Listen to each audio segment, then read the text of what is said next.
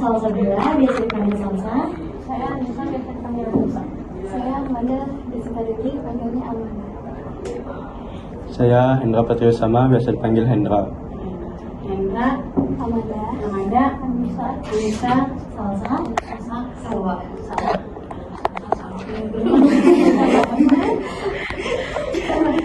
Oke, kita mulai pertanyaan ya Bu, dari awal. Selamat siang Bu.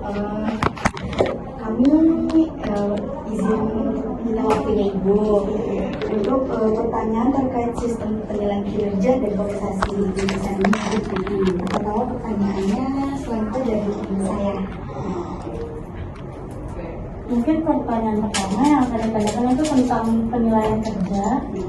Untuk yang pertama, apa sih yang biasanya dijadikan patokan kalau seseorang dianggap kerjanya bagus? Apakah dari kecepatan menyelesaikan fitur atau dari minimnya kesalahan pada kode-kode?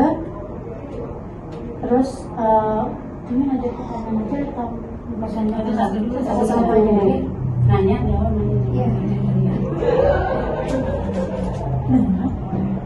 Patokannya, dalam penilaiannya biasanya itu seseorang yang kerjanya bagus itu ya paling cepat nangkep ya. Kalau diajarin cepat nangkep. Terus kalau mengerjakan sesuatu tuh cepat gitu ya. Terus salahnya dikit. Kalau nggak mungkin nggak ada salah ya, pasti ada salahnya. Kan nggak ada yang bisa langsung sempurna ya. Salahnya nggak banyak. Itu aja paling kalau kita mau menilai dari segi kerja seseorang ya. Lalu untuk yang kedua,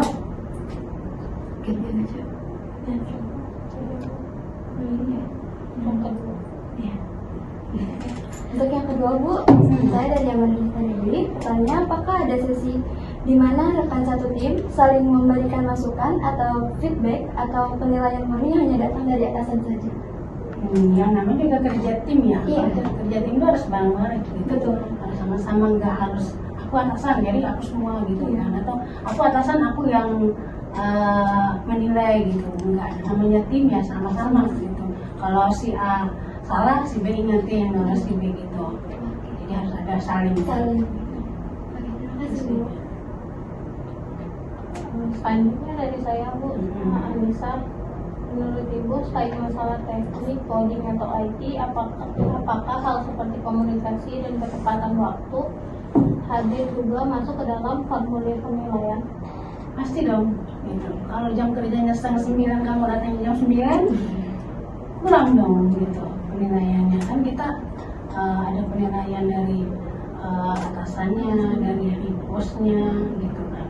Kan masing-masing divisi ada atasannya masing-masing kan. Jadi dilihat dari kedatangan juga sih. Gitu. Kalau kamu malas-malas datangnya siang terus ya pasti akan dinilai no good gitu dalam kerja gitu. Kalau kamu rajin bekerja, kamu datang lebih pagi, pulang setengah jam lah paling telat ya, setengah jam lebih lama atau 10 menit lah paling cepat. Ya, itu ada penilaian tersendiri sih biasanya. Selanjutnya dari saya ya Bu. Kalau ada target project yang tidak tercapai nih Bu, bagaimana hal itu dituliskan atau dicatat dalam jurnal penilaian kinerja? Paling nggak dicatat, cuma diingatin aja kamu periode ini nggak capek ya, nanti harus cabut periode ke depannya gitu. Paling gitu doang sih. Kalau udah berturut-turut itu udah nggak ada yang lain sih. Biasanya itu khusus untuk marketing ya. Tapi kalau untuk admin atau kurir ya kami kita terkait.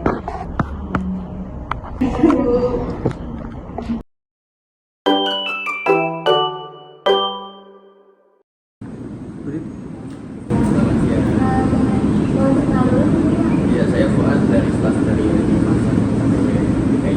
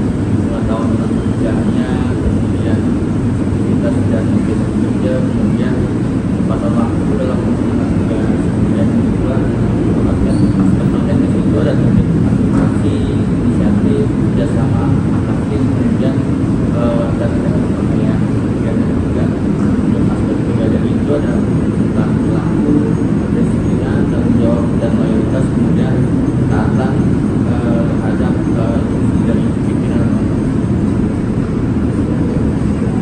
Lalu untuk pertanyaan kedua, ini bagaimana proses itu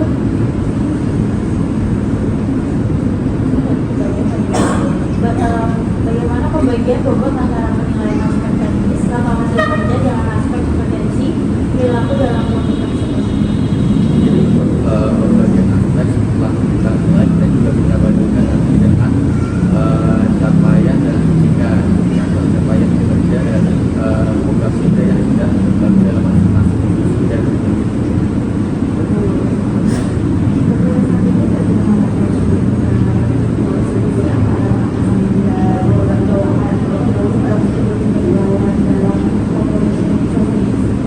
jadi untuk diskusi itu nanti akan ada di setiap terbulan dari atasan dan bawahan dalam diskusi itu akan mencakup dari aspek yang saya sebutkan tadi dengan indikator-indikator yang sudah terbaik. Ya,